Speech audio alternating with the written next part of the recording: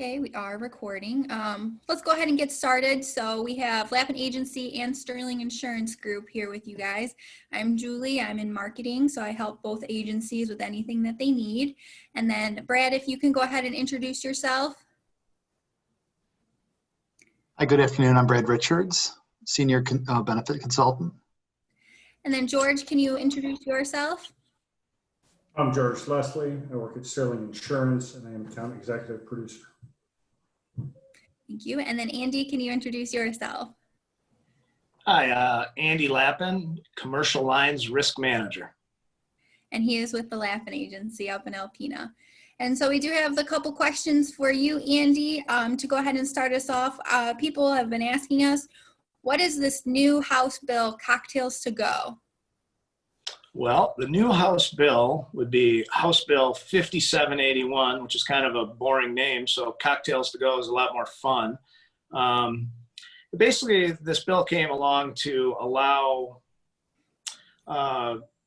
restaurants, resorts, golf courses, anybody with a Class C liquor license with the SDM endorsement to like before, how they could sell beer and wine to go.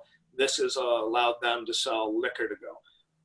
So what I'd like to do is kind of go through some of the things on the bill and, you know, kind of let the audience know what the bill has in it and what you need to do if you haven't already done it. So it's gonna be kind of boring because I couldn't commit this to memory. So I'm gonna read some of this to you. So this is House Bill 5718 was introduced just recently, and it's going to go through December 31st, 2024. So some of the things that the bill entails is, so here, the licensee or employee may not fill a qualified container in advance of the sale. The licensee or employee must seal the container. The licensee will follow all the rules set forth by the MLCC.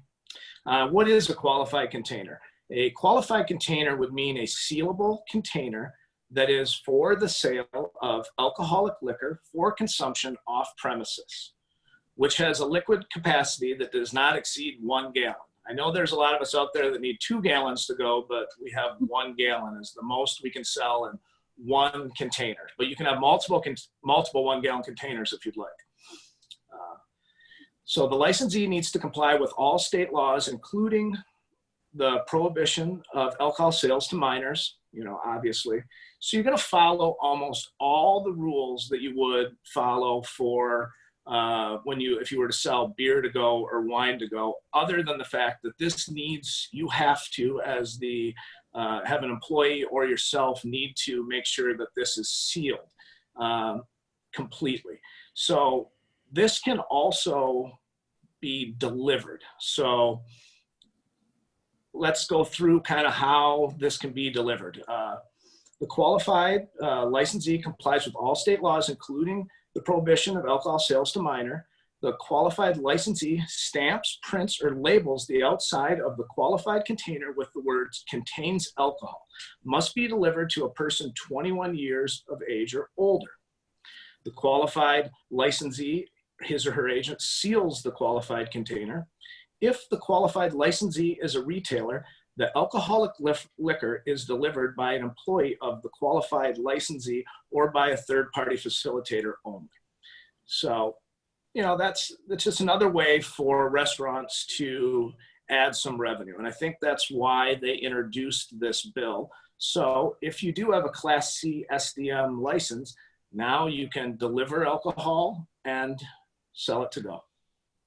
Okay, perfect. And then hopefully that will help with some sales for those restaurants, especially during this time.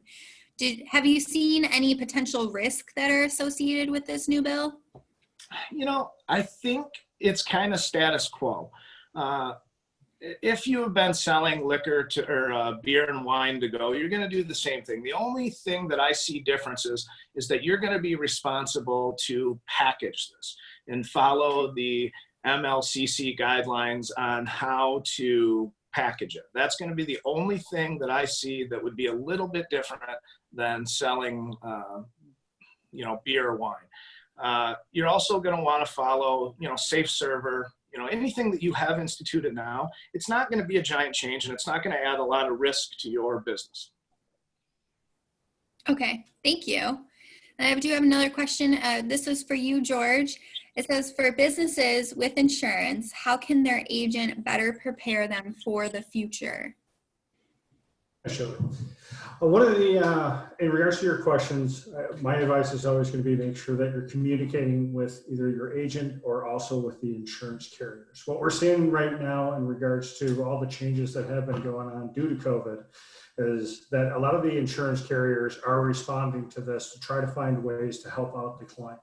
An example of this, two of them that I can think of right now is one, that we're seeing that they're lifting a lot of restrictions that they might have had before in place. And one of those is going to be for hired and non-owned liability. And the reason I bring that up is because in the past, unless you had an auto policy that's going to cover delivery drivers that are specific toward your business, that's usually an exclusion under the liability for your policy. Right now, because a lot of restaurants have had to shut their doors, we've seen that the insurance companies are going back and lifting that restriction off their hired and non-owned, because due to the fact that restaurants are shutting their doors, they've had to come up with ways to find out to service their clients, and a lot of them are now doing deliveries. Where that has been an exclusion before, now a lot of carriers we're seeing is taking off that restriction off their liability. So it's an area that I strongly suggest that if restaurants are doing that, they have the conversation with their agent and make sure that the insurance carrier is okay with that. Another area that you might want to look into is also, if you are a restaurant and you are struggling right now, a lot of the carriers have been able to defer their payments, which has helped, when your doors are shut down for 60, 90 days, or hopefully that's now, no longer. But a lot of restaurants have been struggling with cash flow, and they've needed to kind of help defer their payments. So once again, my advice is going to be reach out to your agent, and then also talk with the insurance company and find out what resources are available. And other resources that I can look into is also finding what type of safety checks that you can look into for your restaurants. We're seeing a lot of people that are posting either web links or a lot of information through the state or on their own website that is going to go in regards to cleaning products that might be used for COVID, proper safety measures that might be there, and then also see how those check against what you guys are doing right now currently for your either safety in your own restaurant and how it compares to others. So like I said, there's a lot of, you're getting the insurance carriers involved, but there's a lot of great resources that are available either online or also through your agent. Okay, perfect. Thank you. And then also to add, we do have a lot of those sources as well. So you can contact any of us here at Sterling and or Lappan, and we would help you and provide those resources if you do need them. And then Brad, I had a question for you. For both full and part-time employees, what can my business do to help attract and retain them, especially during this time? Yeah, so this is a question that we're getting a lot when we look at hospitality, restaurants, bars, golf courses. Let's think of this in the perspective of employers that typically don't offer benefits, that we are having a tremendous amount of success in these areas of exploring options. And what do we mean by this? Well, it could be looking at options that require low participation. For example, it could be a voluntary dental, voluntary vision plan that as the employer, you're solely sponsoring this plan. The employees are participating at their own cost.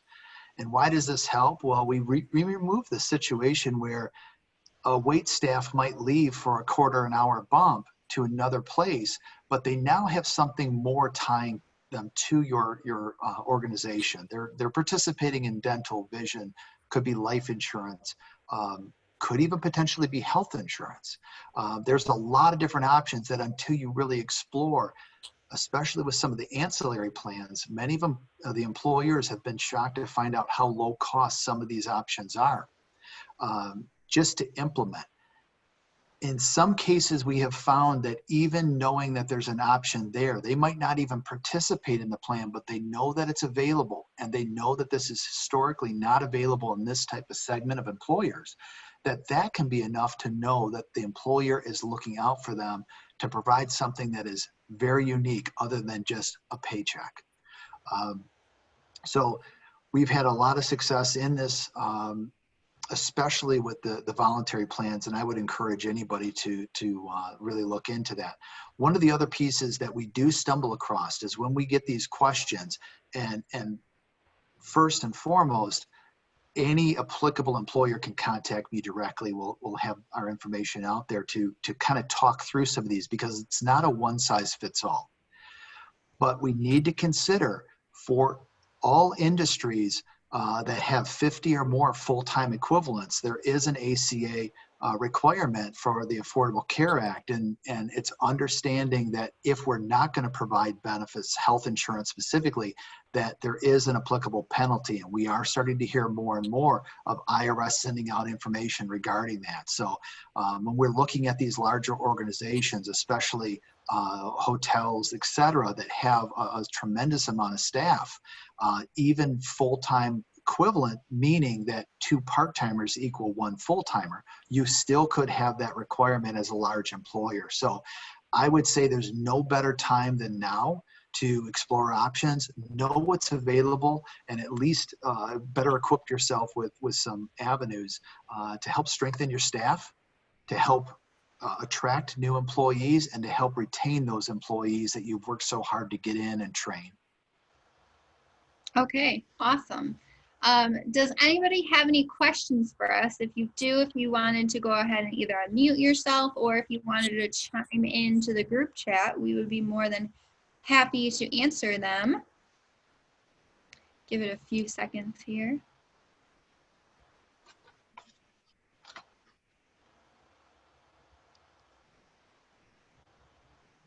Maybe.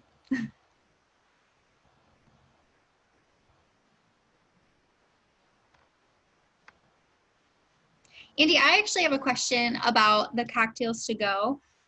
You said that this is good until the end of the year. Do you think that there'll be any more rules coming out regarding this, especially if like COVID dies down, or do you think it was just kind of set in place and then that is going to kind of be the rule for the end of the year? Obviously, I know you're not a lawyer or anything, but well, actually, it's not through the end of the year. Oh. And I'm sorry if I misspoke. It's through December 31st, 2024. So okay. they bumped this out for basically 5 years Oh. on this. And I don't know what'll end up happening, to tell you the truth. Personally, I don't see any reason why they would stop it, unless this complicates a bunch of things with a bunch of liability problems. But I don't see why they would stop it. It's good for the business. Yep. Do you notice a lot of restaurants up by you in Alpena utilizing this? Yeah, actually, we have I've utilized it. Just it was during COVID when the restaurants were only doing delivery up here or pickup. There's a great Mexican restaurant in town called Mangoes, and they have awesome margaritas. And my wife and I wanted to, we ordered dinner and we're like, man, that would be great if we could get a margarita to go, because it was kind of like what we do there. We go have dinner and have a margarita. And now we can do that. And so we've done it. And I've known a lot of people in the area for those kind of specialty drinks have got them to go. Awesome. So it has helped with their revenue. Perfect. That's great to hear. And I'm sure a lot of restaurants down here are utilizing it as well. So we didn't get any questions in. If you guys wanted to add anything else, you can. If not, we just, this is super short. We wanted to get these out here for everybody. And then if you do have any questions regarding your benefits, or you want to learn more, see if we can do any benefits, please let us know. And then if you do have any questions about your pandemic plan, let us know. And or if you have any just questions from your agent and your agent isn't answering them, just reach out to us. We'd be more than happy to help you in any way that we can. And then if that's everything, I hope that everybody has a great day and they stay safe on this lovely Wednesday. Thanks a lot, Julie. Yes. Thanks.